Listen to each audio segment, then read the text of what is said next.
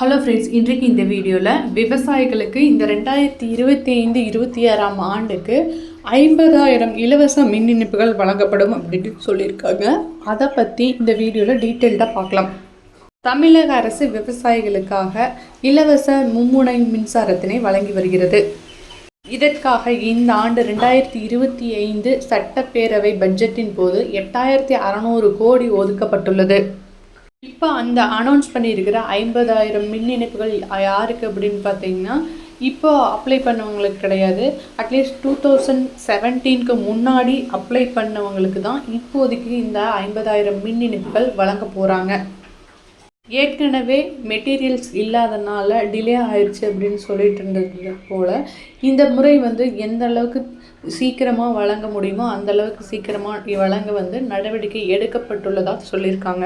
அதே போல் புதிதாக மின் இணைப்புக்கு அப்ளை பண்ணுறவங்களும் எப்பவும் போல் மின்வாரிய அலுவலகத்திலேயோ அல்லது டிஎன்இபியோட ஆன்லைன் சைட்லேயோ போய் அப்ளை பண்ணிக்கலாம்.